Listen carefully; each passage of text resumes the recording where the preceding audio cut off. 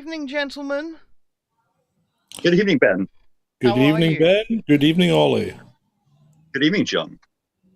Good evening, John. Good evening, Ollie. And Ollie. Ollie, how have you been this week? Not too bad, Ben. How about you? Yeah, not been bad. Could be worse. Could be better. You know, it was my birthday 2 days ago.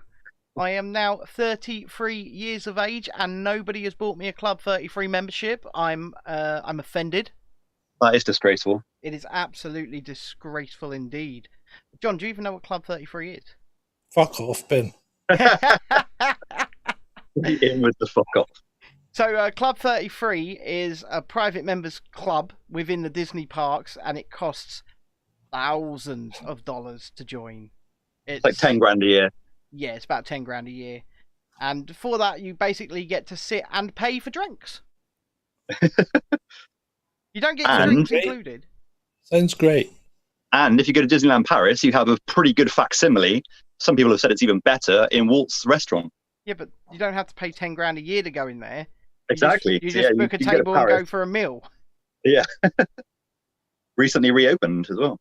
Yeah, recently reopened indeed. So, as people may or may not know by this point, welcome to episode 6 of Dismal Disney, where we talk all things Disney, sometimes good, sometimes bad, more often than not bad, because let's face it, the Walt Disney Company are now pretty much giving us an inferior product for a superior price. So we are here to, as fans, demand more, demand better, and a little more bang for our buck. Over there, that is Ollie. Hello. And down there, the Disney normie, that's John. Hello. Come on, John. There you go. You're on big screen. I see you're at Universal Studios today, John. I'd rather be at Universal than Disney, that's for sure. Grade A trolling. Yeah, well, yeah, grade A trolling indeed. So, do you have the iPad, Ollie? No, today, Ben, I have a piece of paper. Old school. Yeah, the iPad is about 10 years old and it's almost given up the ghost. So I've had to resort to pen and paper. Well, if you would like to contribute towards getting Ollie a new iPad, you can do so by supporting this entire family of channels on Patreon at patreon.com/chasing descent. That is patreon.com/chasing descent. So, Ollie, then, what's our first story to discuss? The first story to discuss. Well, I've just, I know you guys did a review yourselves of episode 2 of She-Hulk, but I haven't had a chance to chime in yet. So I thought we would begin with a review of episode 2 of She-Hulk. Oh, okay. Episode 2 of She-Hulk. So people may already know our thoughts. We'll go back over them in a minute, John. But Ollie, what's your thoughts on the episode? Yeah. Well, I would like to start by saying this week I'm sponsored by Sly Dog Spice Rum. Did they pay you money to say that? They did not, but I'm hoping they will do in the future. Then you're not sponsored by them, are you? You're just giving them free advertising. It's free advertising in the hope that they remunerate me with rum. Me and John tonight, we're sponsored by H2O. Good for you guys. Good for you guys. I've lost another I've lost another nearly 2 pounds in weight. Wow! Congratulations, good work. I'm down about 7 in about a week, in about 10 days. 7 pounds in 10 days. That's good. Yeah. Nice. Yeah, and that's just from stopping drinking Coca-Cola. And do you know what? I feel great. Wow.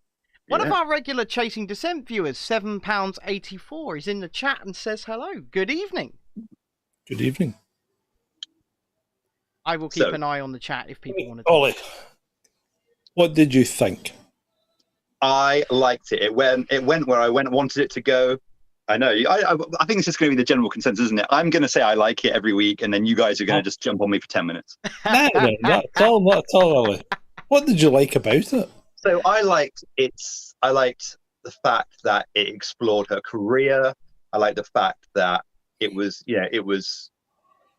based around her. Yeah, it was based around her job, and it felt a bit Silence of the Lambsy going into see Abomination. I liked that scene. I thought that was quite good. Obviously, it wasn't played as tense as it could have been, but I felt that it was a good. They had good banter. It was good back and forth between the two of them. I liked, I just don't know. I just enjoyed it. I felt like it's a filler. Obviously, it was a filler episode. It's kind of like a joining episode. Obviously, you start with a bang, and then you have a few episodes of like. That talking. was a bang. I thought the first episode was a bang. Well, it was a medium bang. Okay. Okay. So yeah, no, I thought it was a fine. It was a solid 7 out of 10. I've just found out that there are cutscenes after the credits. I told you during the review, didn't I, John? Yeah, I never knew that because I jumped out as soon as the credits come up because I really didn't want to hang around any longer. You should know with Marvel by now, there's always post-credit scenes. Yeah, but I didn't think they would be on a TV show. No, because on most of the shows they now. aren't, to be fair. They're not doing end credit scenes anymore. They're doing mid-credit scenes, but obviously the films do end credit scenes. Yeah, but the shows so far have barely done credit scenes of any kind during the episodes. You might get them on like the last 2 episodes, but usually on the first ones there's not a post-credit scene. But this show, they're going for one on every episode. I forgot what this one was though. What was it? What was this one? I watched it on like last week, so I've kind of forgotten it. That's how good it was. Yeah, exactly. Well, I can remember the first episode's post-credit scene because that was awesome. Oh no, so it was a post-credit scene when she turns on the news and then sees him fighting. Was that? Yeah. Yeah. Yes, Fine, the sorry, reused footage from Shang-Chi and the Legend of the Ten Rings for budgetary reasons, I imagine. Save the budget! Reuse the footage! Yeah. Indeed. John, what did you think? It was slightly marginally better than the opening episode. Okay. And I agree with that sentiment. And the reason, in my view, is Tim Roth. Well, in my view, a lot of it came from the fact it was only like 22 minutes long. I mean, that also helped. Yeah. Once you take the credits into account, it's very short, actually, isn't it? Yeah, Tim Roth's a fantastic actor, and it was nice to see him in human form once again for, I imagine, budgetary reasons, because it costs a lot of money to animate a CGI abomination, so they just stick him there in his human form and let him act, and it was nice to see. And it was nice to see they hadn't recast him. And to be fair, there was a meta joke which I did quite appreciate within the episode. I appreciate it too. Yeah, I noticed and that was the Bruce Banner, Mark Ruffalo saying, "I'm a completely different person now," literally. And that was a nod to him no longer being Edward Norton, who was obviously the actor playing Bruce when he fought the Abomination. And I thought that's a nice little in-joke. I quite appreciated that. But other than that, it was fucking terrible. It's just yeah. I mean, the whole, I don't know, it was just cringy. You're fired, you're hired, you have to turn up as the Hulk every time. Yeah, I didn't like that bit so much. I thought that was a bit much. That was a bit kind of just. Yeah. What's the word I'm trying to think? Just a bit desperate, wasn't it? Oh, you've got to be like. There's no reason she needs to be the She-Hulk all the time. It's a bit pervy as well, wasn't it? Yeah. I mean, the show. A lot of the shows we're watching at the moment and reviewing are a bit pervy. We're doing. I don't understand though, because I read the review of this before it was released. You know, the She-Hulk, and Marvel said this was going to be their horniest show ever. Yeah, I did. I saw that as well. I'm still waiting. Oh, it's gonna get. If you've seen the trailers, you know that she starts going on Tinder, and so seriously. Oh yeah, that's the Hulk. Jeez. Yes, she starts swiping left and swiping right on the old Tinders. This show, right? Tinder? This show should be named after Tim Roth's character. It should be called Abomination because that is what it is. But episode 3 drops on Thursday. Me and John will be releasing a review on Thursday, and we'll say this once again here. We say it on the reviews as well. We will watch it so you don't have to. Cruel, very cruel. But true. I mean, we're doing a public service, Ollie. We're doing a public service for these people. Yeah, maybe if they want to hate Marvel as much as you do, then sure. I fucking love Marvel. I just fucking hate this.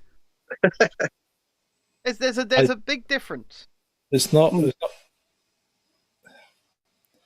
Yeah. Fair enough. Should we move on? What happens? I Let's see what painted happens. my mobility scooter, my old mobility scooter, to look like fucking Iron Man, right? And then drove round the Disney parks on my Iron Man mobility scooter. Did And you? I got a lot of attention, obviously, right? I thought it was just like candy coloured gayness. Not this mobility scooter, my last one, John. Sorry. Right, carry on. And I really do like Marvel. I'm a Marvel fan. But what they are doing now, what we also have to remember is these are supposed to be products for children. Marvel is technically made for children.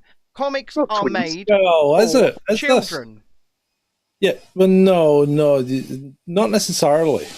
I'd say it's skewed. I'd say it's skewed slightly older now. I'd say it's more, the youngest age they're kind of really marketed towards now is 8-year-olds, I would say. I wouldn't say it's any younger than that. And then Okay, the but comics.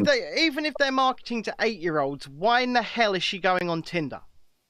Yeah. Well, they want to. I'm not sure of the rating of this, actually. I would have thought it's more marketed towards, mid-teens and above. Well, maybe even if it's marketed to early to mid-teens, say, what they're saying to early and mid-teens, go and find yourself a date on Tinder. I never said early teens. Well, I think we should give a bit of dating advice on this show, John. Right? If you want to meet, listen, if you want to meet a partner who you want to spend, years of your life with, even the rest of your life with, you're not going to find them by swiping right. You need to go out and meet someone in real life, get to know them, and do it like that. Because all of this internet hookup culture is just fucking ruining society. It really is. That's a whole big debate right there. Yeah, if you don't get married, you could afford a really decent motorcycle. Yeah, that's also true. Right? And go to Disneyland a lot more often. Hey, what are you talking about, Ollie? How often do I bloody go? I've been married nearly 10 years. That's a good point, actually. You go like 2 or 3 times a year. And for the most part, the wife doesn't come with me. She's obviously extremely understanding. Well, you say understanding. She's just like, I don't want to do that drive. Or I don't want to do that flight. And I'm like, what? I'll go. See you later. See you later.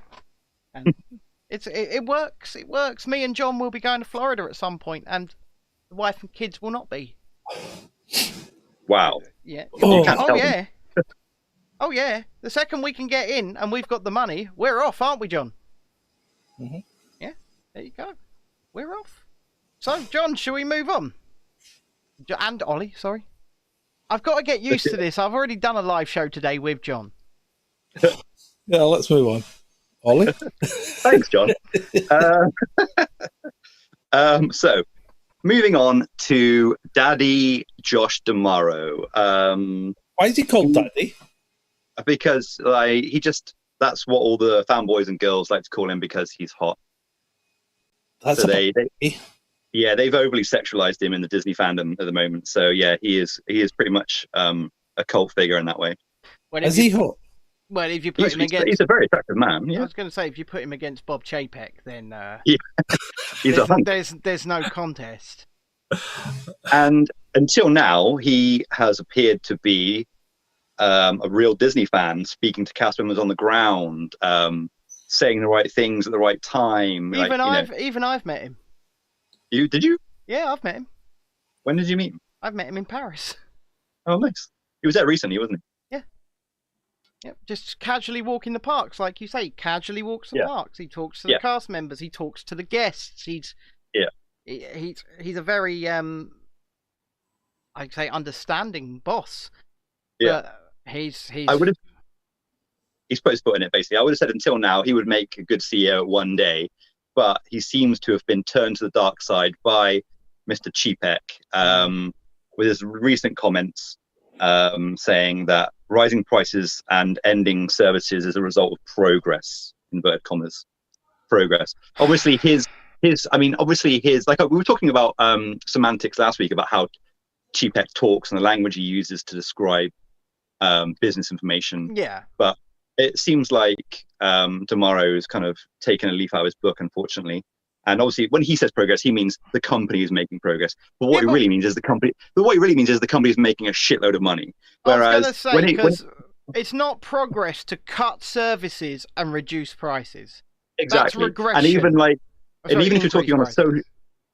even if you're talking on a social or cultural level, it's not progress either. Like it is, we know as ourselves that all it's doing is pissing off guests. Oh yeah. And there is going to be a breaking point where people will not put up with it much longer. And I'm actually wanting to chuck this one over to John as a layman, Ollie, as someone who doesn't know the ins and outs of the company.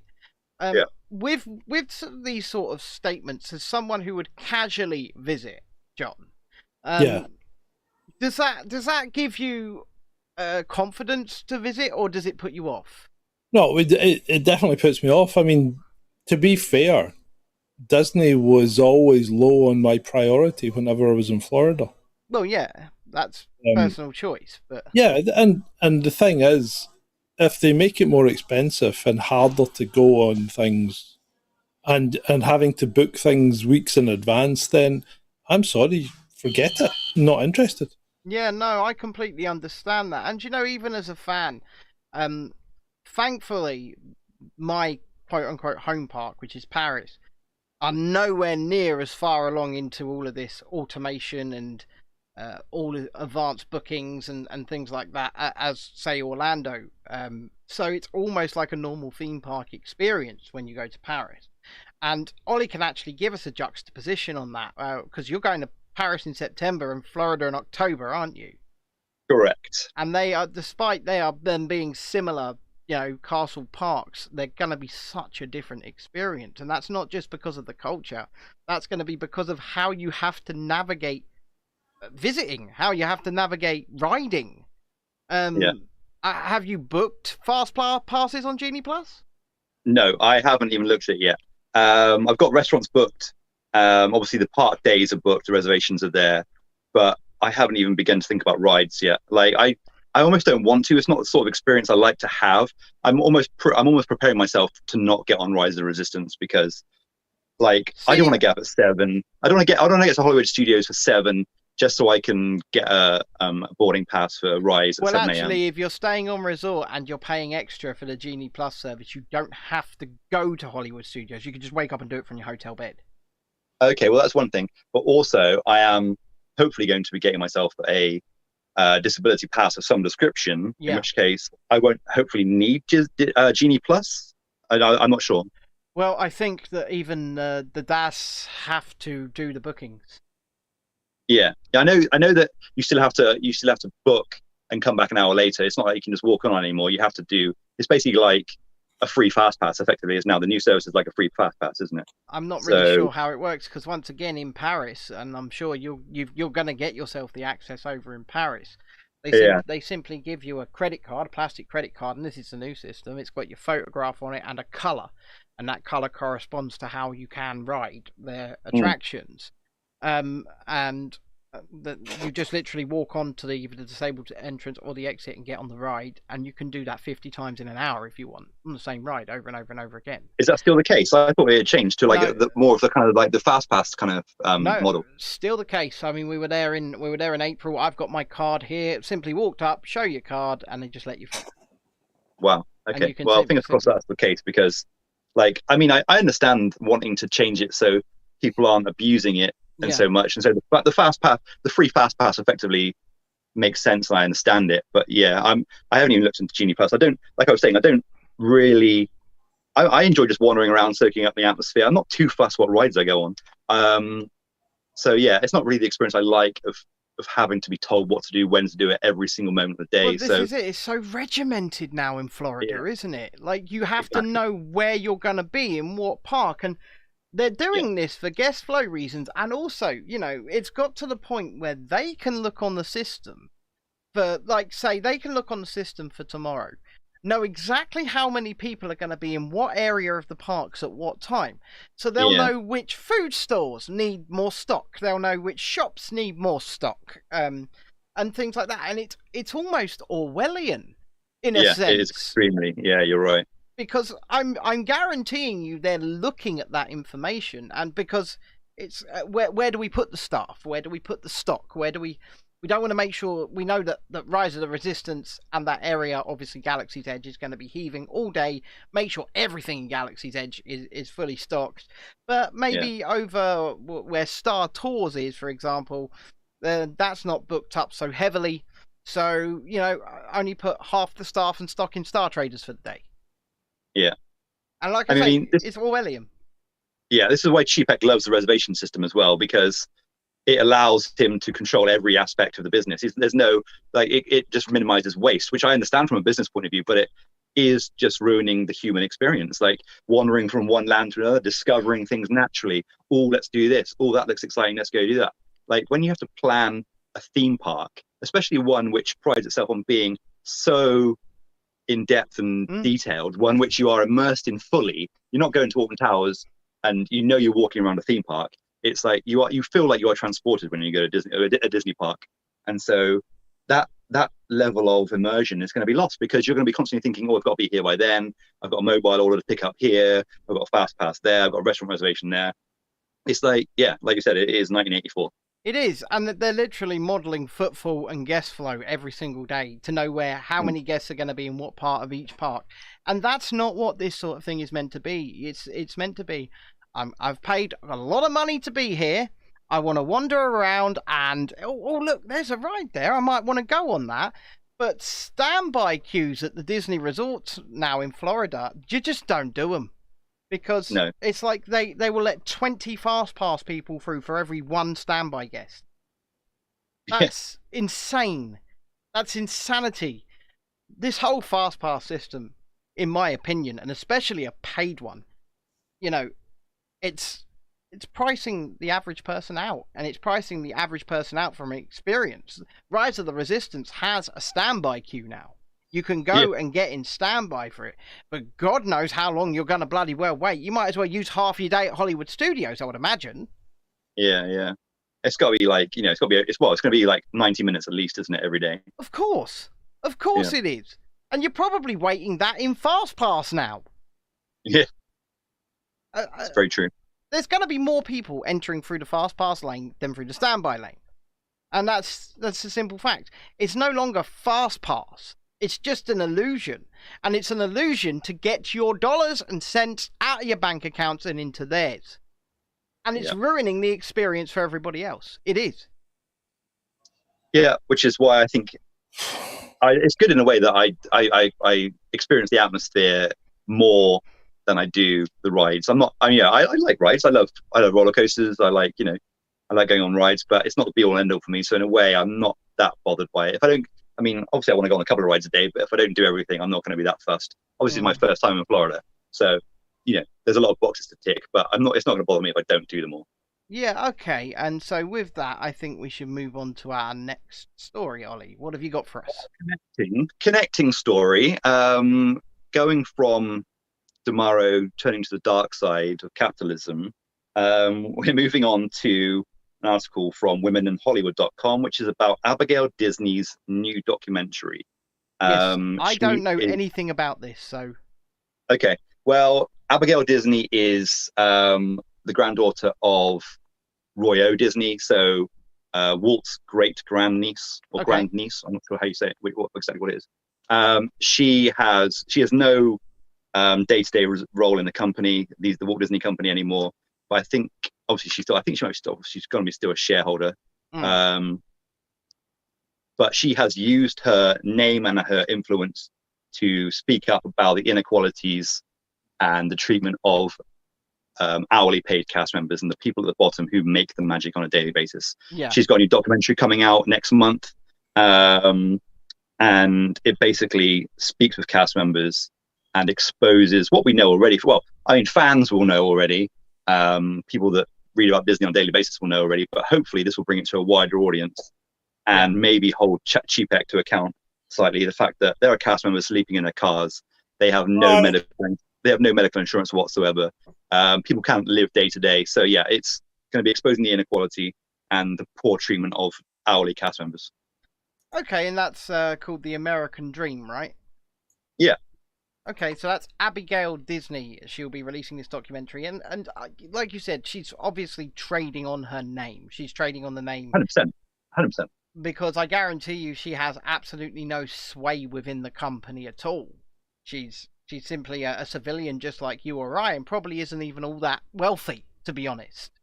But she's trading on her name, and she's trying to do what sounds like a good thing, because yeah, I'm a big fan of capitalism. I think people who watch our other channel will know that. I'm a big fan of people making their own way in the world and being able to make as much or as little as they please. But when you are absolutely destroying the lives of people, leaving them to sleep in their cars, I think that's a pretty shitty thing to do.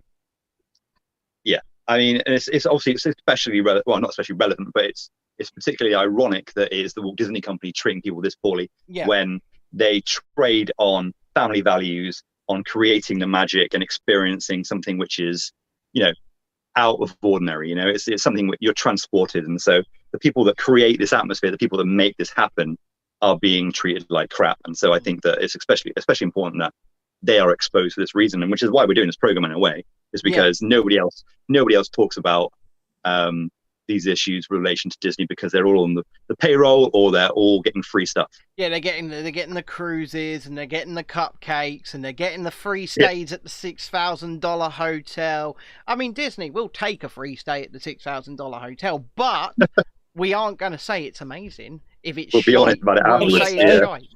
Unless it is amazing. Unless it is amazing, of course. And, if you've created a brilliant experience that we all find absolutely wonderful, we'll shill. We'll shill for it. We will. But if you've created a pile of crap that's not worth $6,000 for 2 nights, I'll literally stand in its main atrium and say, this is an absolute pile of crap and is not worth $6,000 for 2 nights. And that, ladies and gentlemen, is why we will never get the free stays. Well, no, I mean, that's obviously obvious, but I just can't contemplate any hotel being worth $6,000 for 2 nights. No, me either. And when you need a smoke, so if you smoke or vape, apparently they've got this tiny internal courtyard that you can go into, and it's boxed in all the way around because they don't want to ruin the illusion that you're on a starship. But the second you step outside and can see blue sky, you know you're not on a fucking starship. It's basically like you're basically paying $6,000 to be in prison for 2 days. Well, yeah, you are. You are, yeah. I mean, and it starts with basically an abduction in a Luton van. Yeah, it does.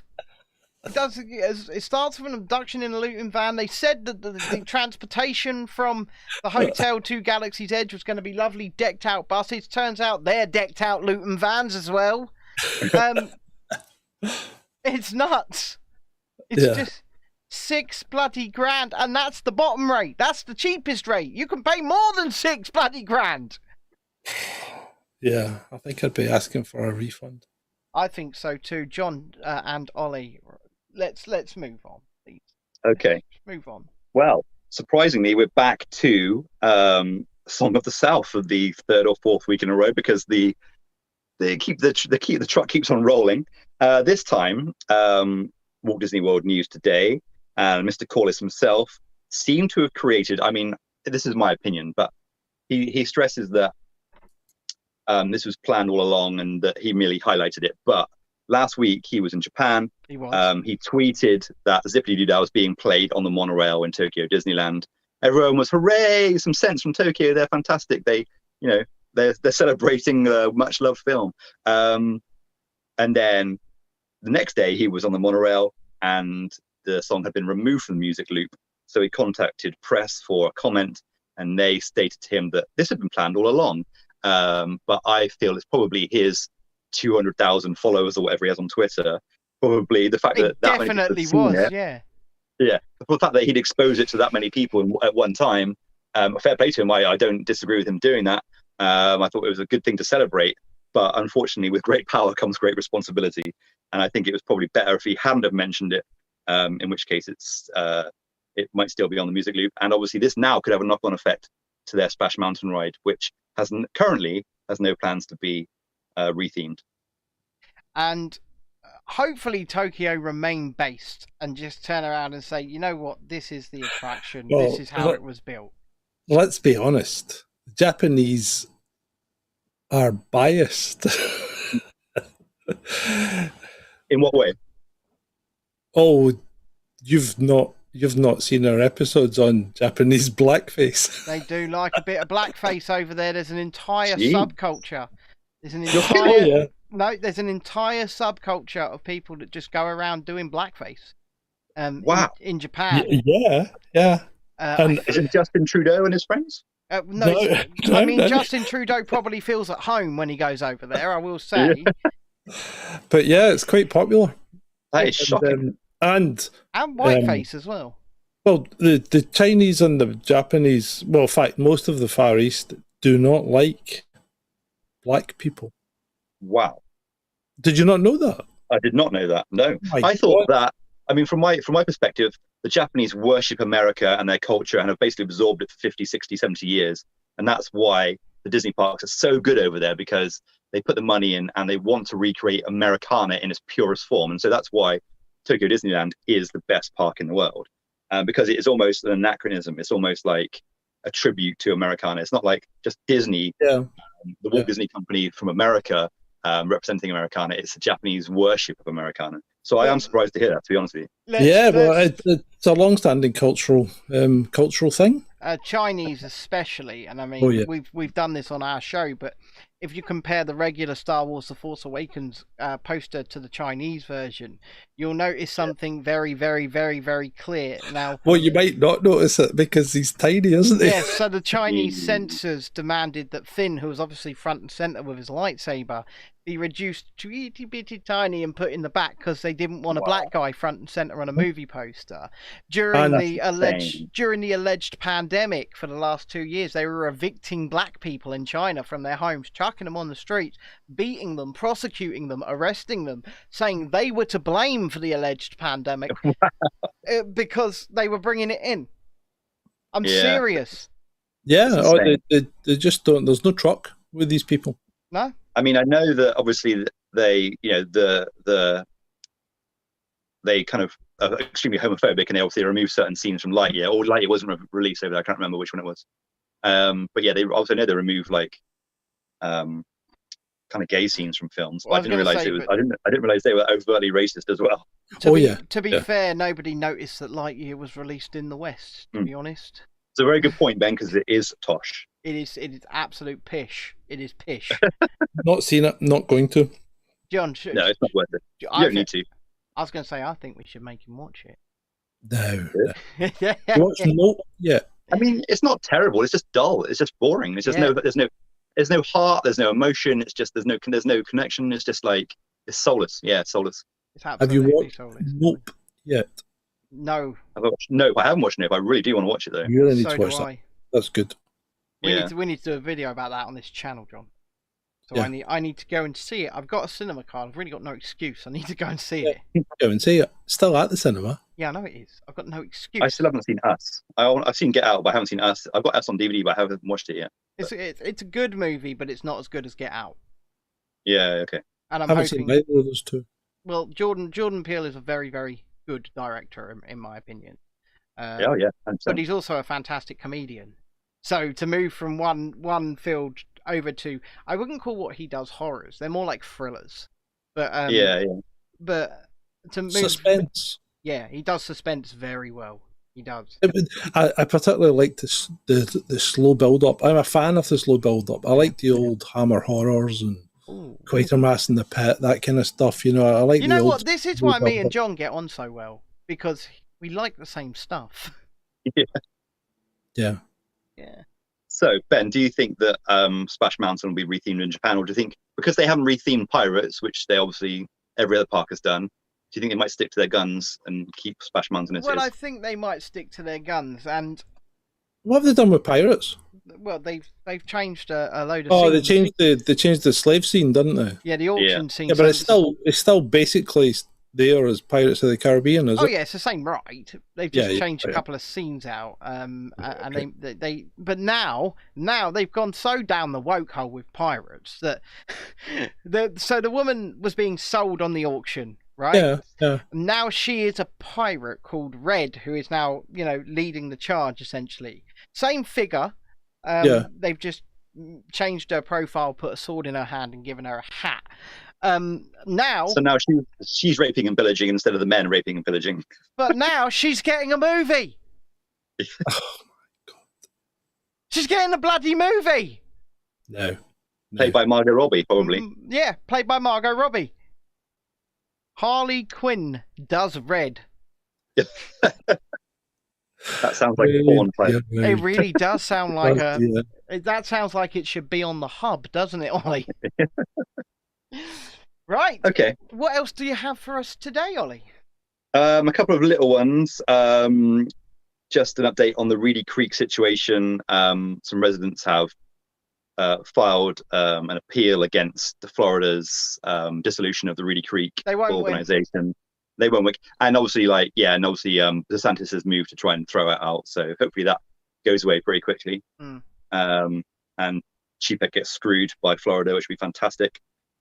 Look, Governor Ron is taking no prisoners, and it might be controversial here, but I think Governor Ron has been the single most, the single best champion for freedom over the last 2.5 years. Yeah.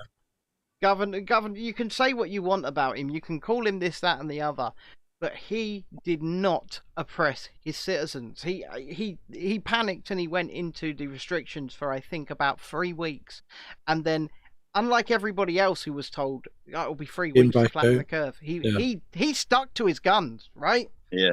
And he turned around to people and he said, "I'm not going to demand you do this. I'm not going to mandate you do that. I want you to take some personal responsibility, and I want you to just be careful like anybody would," right?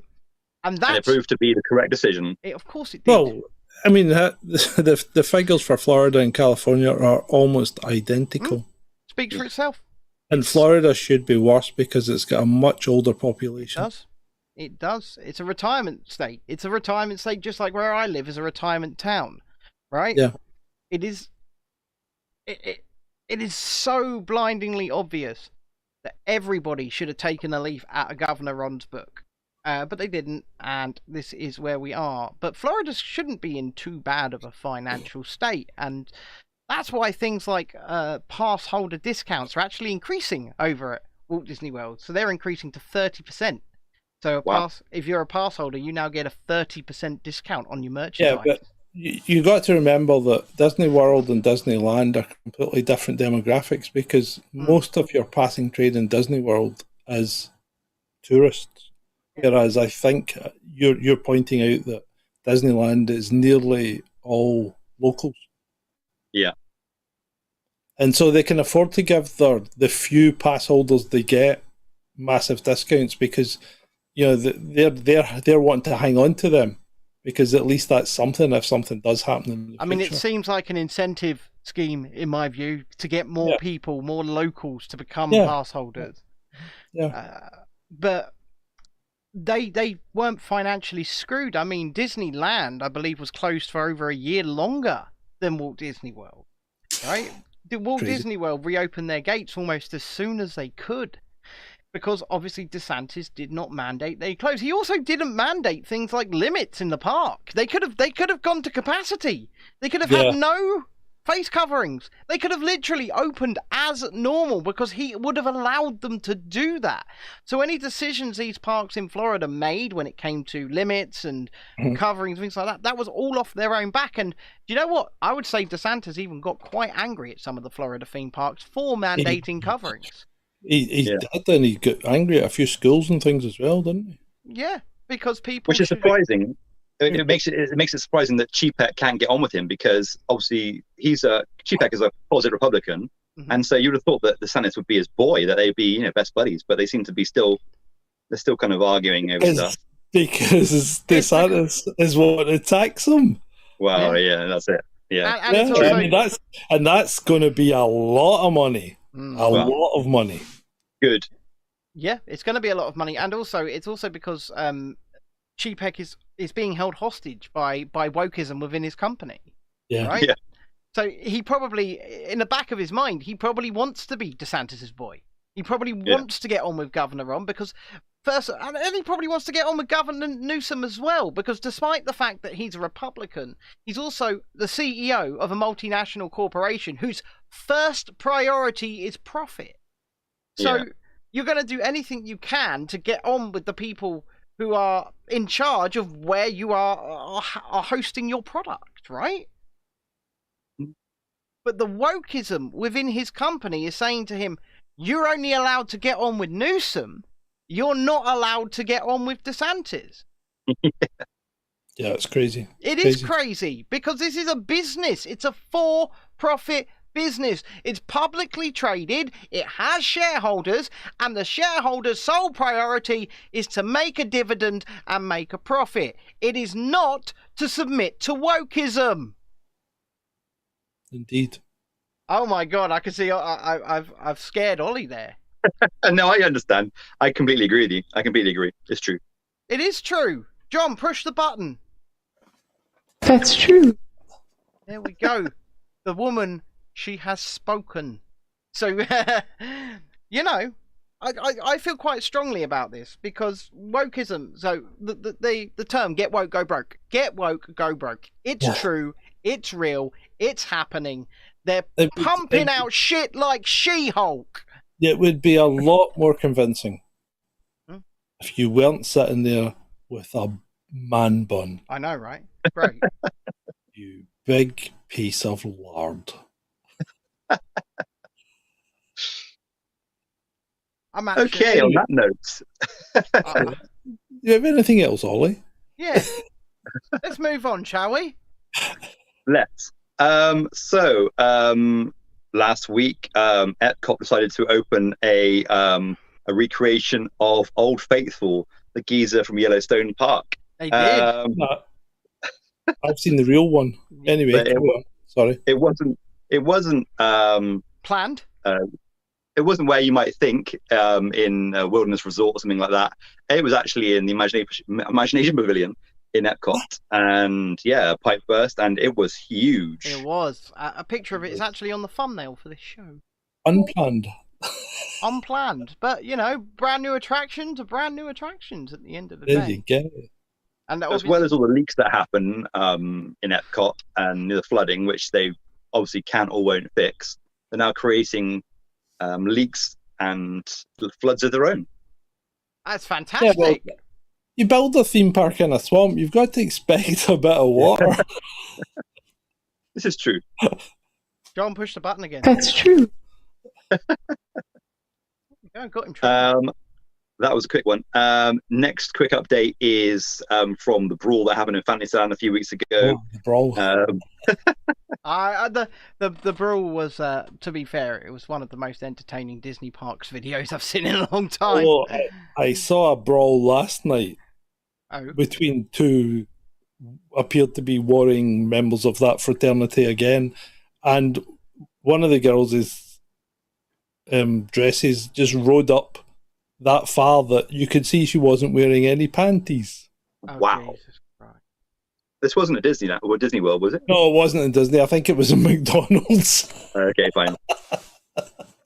Well, it would put you off your burger. the result of the brawl was 2 arrested, none charged, all banned. So, yeah, I mean, you feel like none charged. No, everyone was released with no charge, but Disney World banned every single one of them. Yeah. And so, yeah, there we go. What happens? Does that mean they can't go to any Disney World anywhere? Any Disney World, John? Well, Disney property. Disney Park. I was going to say there's only one Disney World. No, I don't think they know. believe I think that only means Disney World in Florida. I think so. Yeah, okay. I think they're only. Is it a lifetime trespass ban? Yeah, I think so. Yeah, yeah. I mean, only for the adults, right? You can't really lifetime ban the kids that were there. How do they enforce that? Well, the thing about Walt Disney World in Florida is you can't access it unless you give your biometrics, John. Oh, So not only do you book in, obviously to go in the parks every day. Once you give either your magic band, which can be your ticket, and scan it on the thing, you have to also give your fingerprint, John. So they've got everybody's fingerprint stored in the system, so they don't really need to enforce it, so to speak. You just go up, put your fingerprint in. They've banned you. Access denied. Fuck off. Access denied. Yep. It's that simple. No part for you. No magic for you. You may have been the victim of a vicious attack during a brawl, but you're banned. Banned, you see? Banned. And they can ban as many people as they like because they have got consumers coming out of their ears. Well, exactly. And if they simply wanted to, just for a laugh, start, clicking bam, bam, bam, bam, bam, bam, bam on people, then people would turn up to the gates. The gates would say no, and they'd have to leave. And they may have paid for a ticket. And I guarantee you there's a no refunds policy in such a case. Yeah. Yeah. Shocking. Well, no, it's not shocking. It isn't shocking. It's ridiculous that we have allowed companies to do this. We have allowed companies to get to a point where they say, well, you can only access our stuff if you give us your biometric details. Social conditioning. Mm-hmm. War is peace. War is peace. Freedom is slavery. John, Yes. do you have that thing? That thing. That thing.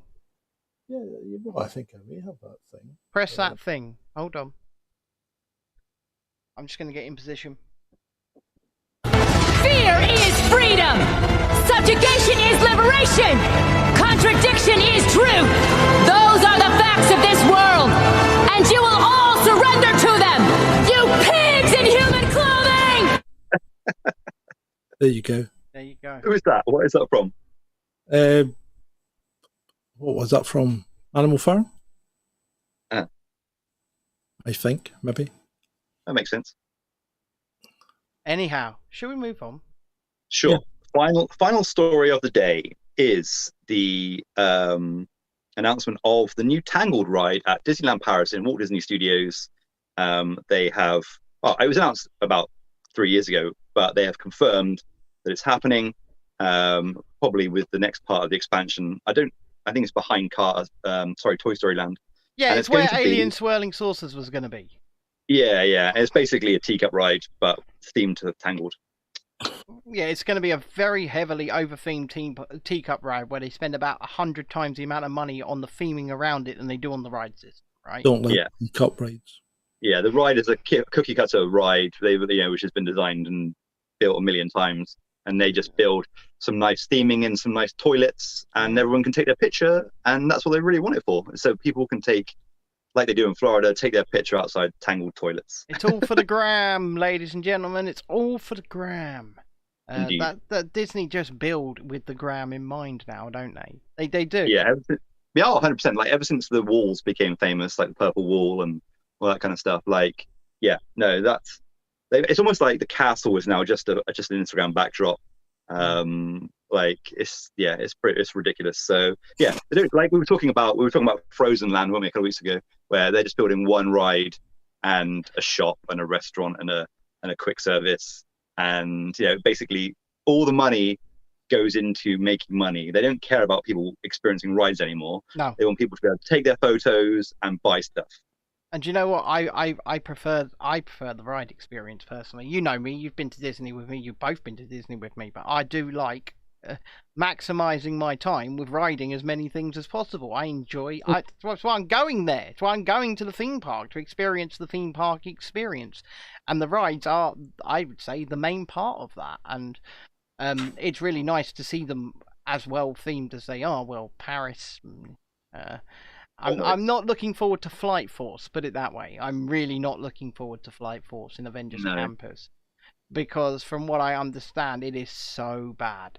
And but Rock and Roller Coaster was so lightly themed anyway, and I've been on both versions of Rock and Roller Coaster. I've been on Orlando and I've been on Paris, and Orlando's version is really badly themed, right? It is. Really?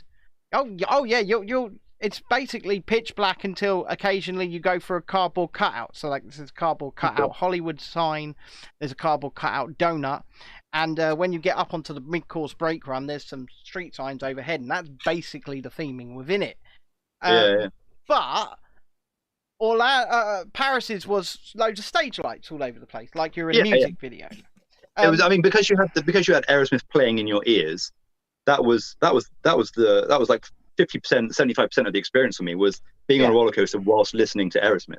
And so the lights, the fact that it was just like a roller coaster in a dark room with some lights didn't really bother me so much, because it was about connecting with the music whilst you're having that experience. Well, yeah, And so and they got a lovely lighting package. It was nice to look at, and the great thing about it is they could change it and they could control it and they could make it different. And on special nights, special events, and in fact, I remember once a friend of mine who now works on the Tower of Terror, who used to work on Rock and Roller Coaster, came tapped on the shoulder just before we left station. He went, "We've put on the special lighting for you." And so when we launched off, and it was a completely different. It was a simply red and white lighting package the entire way around, and it was really really cool. But they could do things like that. Now, apparently, it's just like 2 screens and pitch black. And no music. You think they could play AC/DC, right? Because obviously that was Iron Man. That'd be perfect. I think there is some sound within the train, but it's not. It's not music. It's not punchy Aerosmith. Yeah. So it kind of sucks. I mean, I'm not looking forward to it. You'll get to experience it before me because you're going over next month, in a couple of weeks, actually, aren't you? 3 weeks time, yeah. I'm thinking I'm going to play Sweet Emotion on my phone while I'm going around. That might be a good idea, to be honest. Because I remember like the time that I got Sweet Emotion, which is one of my favorite songs of all time. When I got that song on Rock and Roller Coaster, I literally had an out of body experience. It was unbelievable. So I might just play it on my phone and hold it while I go around. So controversially, my favorite launch track was 9 Lives. So because it's just Steve and Tyler screaming with a massive guitar riff during the launch, and it's such a good experience. Like you say, the music is so much of that experience, and they've just taken it away and just put you launch into a black box essentially, and that's Sounds horrible. Yeah. And hopefully the rumors are true that they're going to close it down in sort of January time and completely overhaul the ride within, because it needs it. Oh, it just needs more screens, doesn't it? Like, I can imagine if you had screens all the way around, or almost all the way around, where you are constantly flying with superheroes, I imagine that would be sick. But if it's just like once or twice throughout the entire duration, that sounds pretty weak. Yeah, well, you can report back to us in a few weeks your thoughts on it. I will. And I'm looking forward to hearing that. I am. So we think that Tangle's going behind Toy Story Land, where Ass was going to be. To be honest, so that's going to be in front of the lake, huh? I would have preferred Ass, because that whip ride sort of thing looks amazing. Yeah. No, I would have preferred Ass as well, but there we go. And that's going to be in front of the lake, we think. So that's going to be like on the right hand side before the lake, and then obviously behind the lake you got Frozen and possibly Star Wars. Well, now that I think now Star Wars is pretty much, on the back burner. I won't say cancelled, but they definitely don't think it's going to be Star Wars, despite the fact that the concept art on the construction walls in the theme park still clearly shows a Star Wars land. And you think they wouldn't want to waste money by having a whole new pre-production on a land when they've already got it like ready to go? Well, what worries me is they're going to build Frozen right over the other side of the lake there, because that's at the back of the park, right? Or the new back of the park, and then they're just going to leave it barren. So it's going to be nothing on the way round. And that worries me. That worries me greatly, because then it's just such a pointless expansion. You shouldn't have even built the lake. You should have just built your Frozen land. Yeah, exactly. Behind Toy Story Land. Yeah, exactly. Wow. It worries me greatly. They said they were going to put all of this investment, €2 billion. It was going to greatly reduce reduce the suckiness of Walt Disney Studios Park. But if they're just going to give you a big barren lake and a frozen land at the back of it, I think it's actually going to make it worse. Well, I think you're right, but they've committed to the lake because of the Frozen. They're going to have to do a show on the lake to make it viable. Otherwise, yeah, you're right. It'll just be it'll be like Lake Disney around the hotels. It'll be just nothing happens there. Don't quote me on this, because I could be wrong, but I think I am right. But I believe they purchased Japan's Fantasmic barges. Okay, yeah, sure. So if that's the case, then we know what's going on the lake. It's going to be the crap version of Fantasmic that's on the barges. I mean, I know that Paris always gets the crap stuff, but it's better than nothing. I think having another nighttime show in the resort will be fantastic. Just an option, like you can actually choose. Oh, I might go here tonight, or I might go there tonight. Like it's not everyone is in the hub watching. Imagine, so called now Illuminations, and then that's it. At the end of the night, game over. Yeah, well, Illuminations is a pile of crap anyway. I like it. That 5-minute drone show that's on before Illuminations at the moment, Disney Delight, is stunning. It's really good.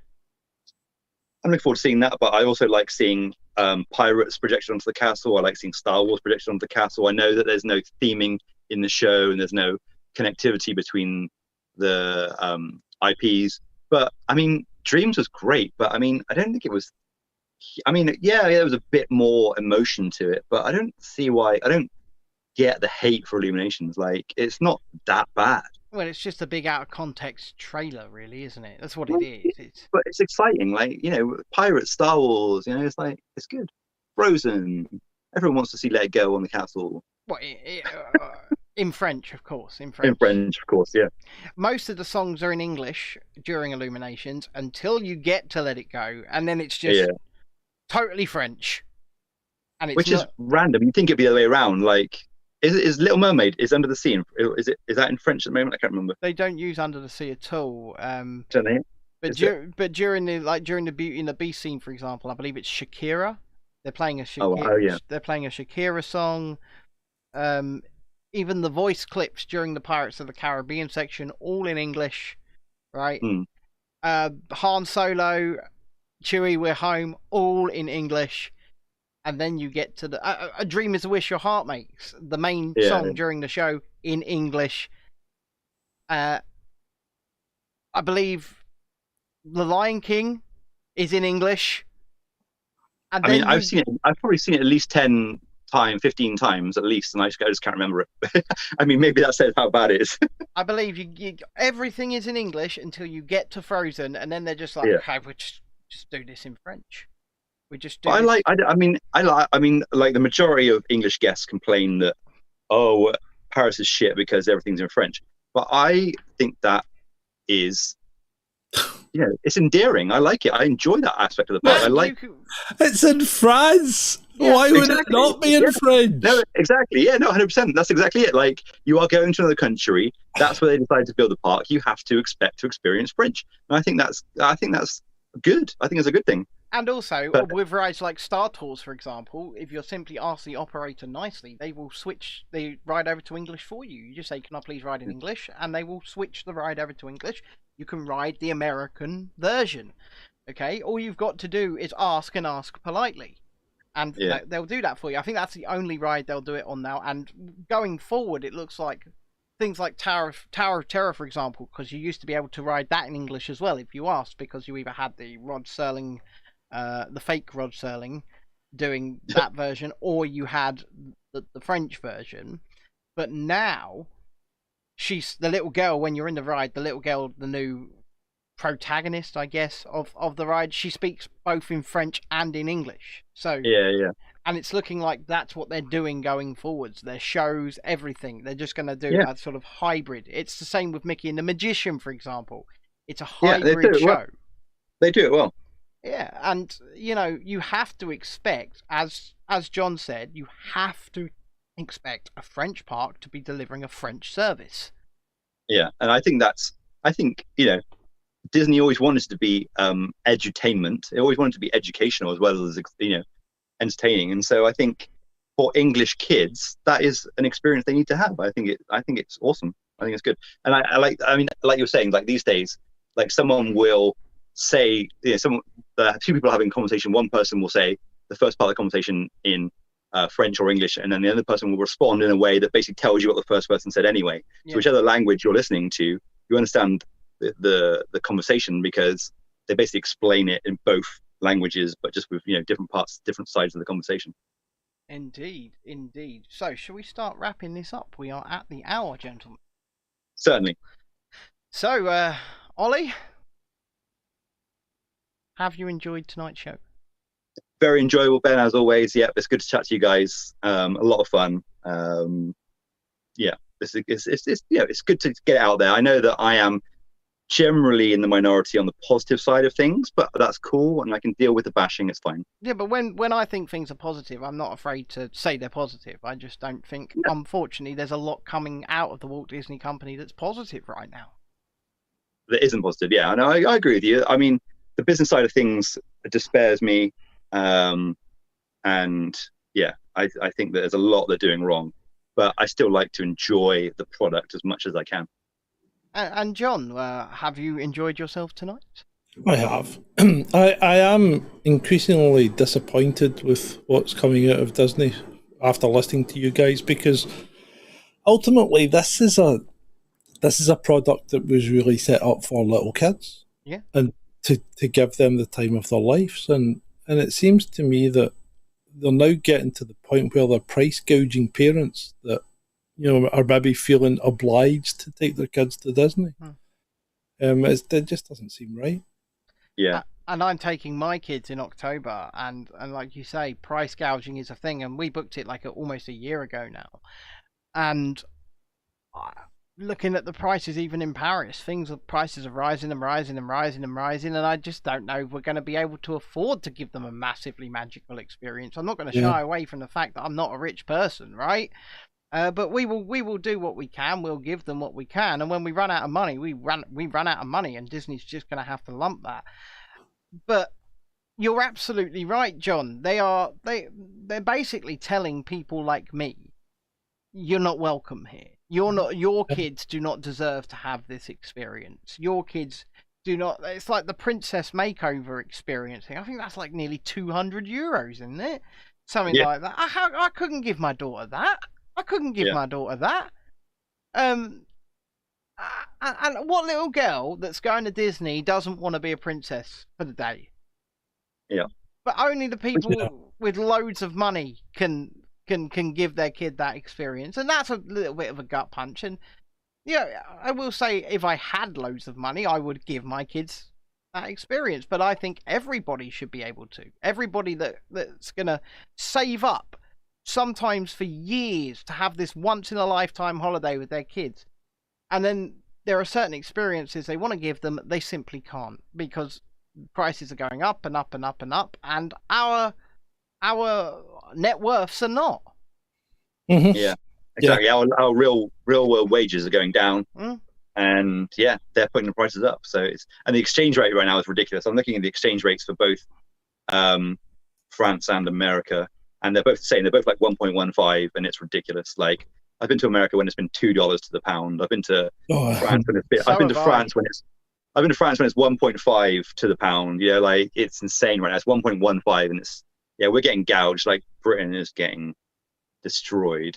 Yeah, but to be fair, it was worse earlier on. Wasn't it parity? There was parity about a couple of years ago, wasn't there? It was 1 for 1 at one point. Yeah. So it's actually not as bad. I mean, think when I lived in France, it wasn't great. It was like 109. It was, yeah. When I came over, it was ridiculous. Yeah. It was close to parity. It was. And that was not good. It could be worse, I guess. Yeah, it could be. Okay, well, I think on that note, it is time for everybody to say goodbye. This has been episode 6 of Dismal Disney. I have been Ben. That has been Ollie. That way? And Whatever. That has been John. John, obviously the layman of the night. So thank you all for watching, if you have indeed watched, and we will see you next week with episode 7. Good night, everybody.